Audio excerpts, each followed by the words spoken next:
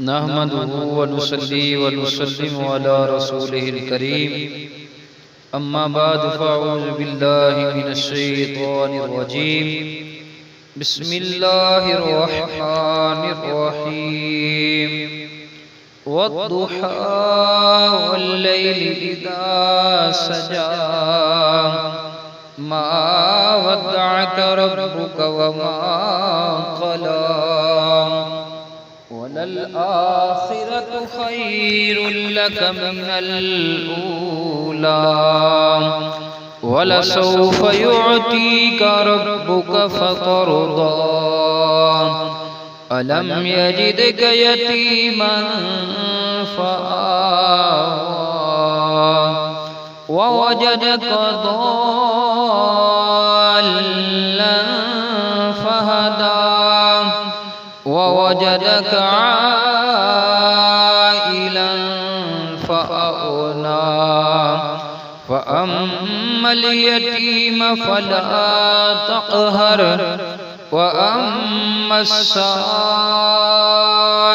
فلا تنهر وأما بنعمة ربك فحدث۔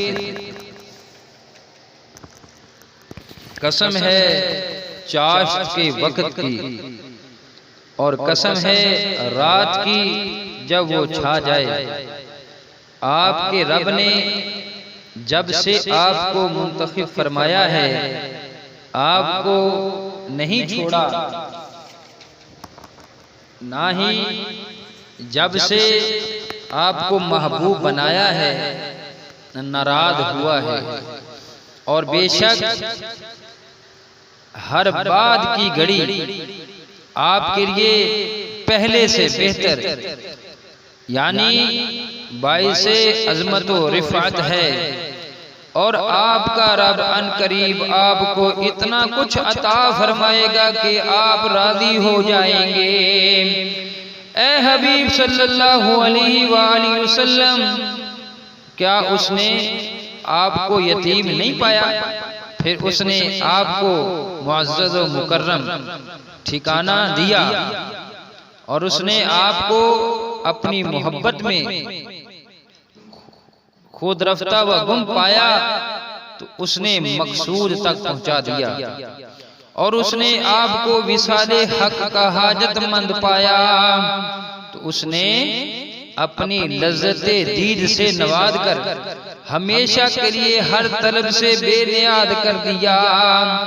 سو آپ بھی کسی یتیم پر سختی نہ فرمائیں اور اپنے در کے کسی منگتے کو نہ جھڑکیں، اور اپنے رب کی نعمتوں کا خوب تذکرہ کریں۔ بسم اللہ الرحمن الرحیم۔ ألم نشرح لك صدرك ووضعنا عنك وزرك الذي أنقض ظهرك ورفعنا لك ذكرك فإن مع العسر يسرا إن مع العسر يسرا فَإِذَا فَرَغْتَ فَانصَبْ وَإِلَىٰ رَبِّكَ فَارْغَب۔ کیا ہم نے آپ کی خاطر آپ کا سینہ انوار علم و حکمت اور معرفت کے لیے کشادہ نہیں فرما دیا، اور ہم نے آپ کا غم امت کا وہ بار آپ سے اتار دیا جو آپ کی پشت مبارک پر گراں ہو رہا تھا، اور ہم نے آپ کی خاطر آپ کا ذکر اپنے ذکر کے ساتھ ملا کر دنیا آخرت میں ہر جگہ بلند فرما دیا۔ سو بے شک ہر دشواری کے ساتھ آسانی آتی ہے، یقیناً اس دشواری کے ساتھ آسانی بھی ہے۔ پس جب آپ تعلیم امت، تبلیغ و جہاد اور ادائیگی فرائض سے فارغ ہوں تو ذکر و عبادت میں محنت فرمایا کریں، اور اپنے رب کی طرف راغب ہو جایا کریں۔ بسم اللہ الرحمن الرحیم۔ والتين والزيتون وطور سينين وهذا البلد الأمين لقد خلقنا الإنسان في أحسن تقويم ثم رددناه أسفل سافلين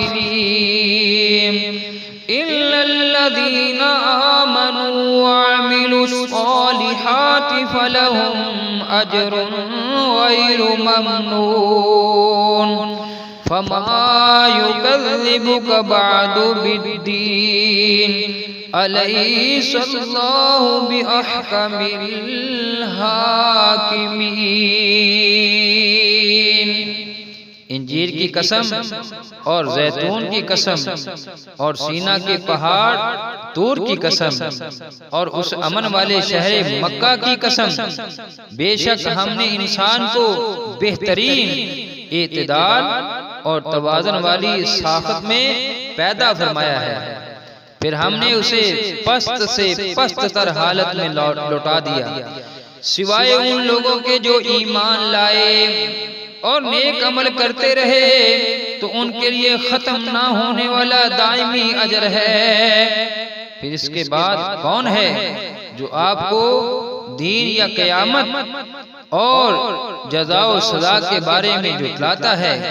کیا اللہ سب حاکموں سے بڑا حاکم نہیں ہے؟ بسم اللہ الرحمن الرحیم۔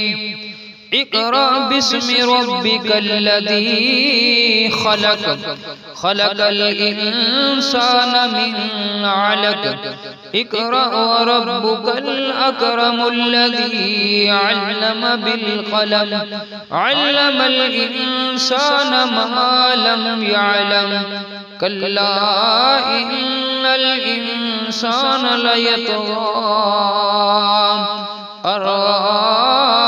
استغنى إن إلى ربك الرجعى أرأيت الذي ينهى عبدا إذا صلى أرأيت إن كان على الهدى أو أمر بالتقوى أرأيت إن كذب وتولى ألم يعلم بأن الله يرى كلا لئن لم ينته لنسفعا بالناصية ناصية كاذبة خاطعة فليدع ناديه سندع الزبانية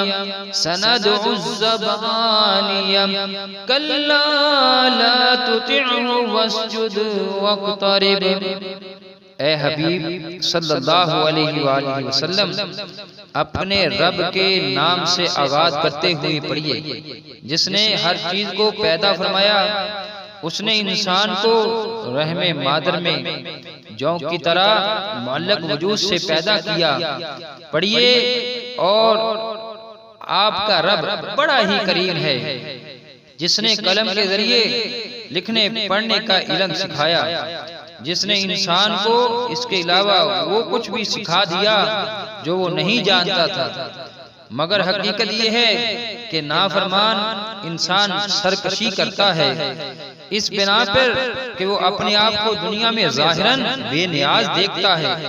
بے شک ہر انسان کو آپ کے رب کی طرف ہی لوٹنا ہے۔ کیا آپ نے اس شخص کو دیکھا جو منع کرتا ہے اللہ کے بندوں کو جب وہ نماز پڑھتا ہے؟ بھلا دیکھیے، تو اگر وہ ہدایت پر ہوتا یا وہ لوگوں کو پرہیزگاری کا حکم دیتا تو کیا خوب ہوتا۔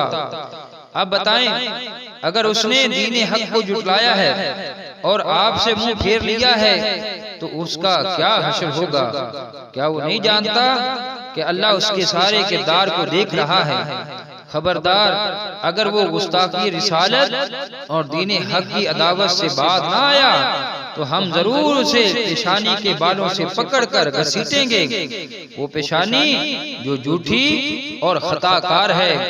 پس وہ اپنے ہم نشینوں کو مدد کے لیے بلا لے، ہم بھی ان قریب اپنے سپاہیوں یعنی دوزخ کے عذاب پر مقرر فرشتوں کو بلا لیں گے۔ ہرگز نہیں، آپ اس کے کیے کی پرواہ نہ کیجیے اور اے حبیب مکرم صلی اللہ علیہ وآلہ وسلم آپ سربت جستجو رہیے اور ہم سے مزید قریب ہوتے جائیے۔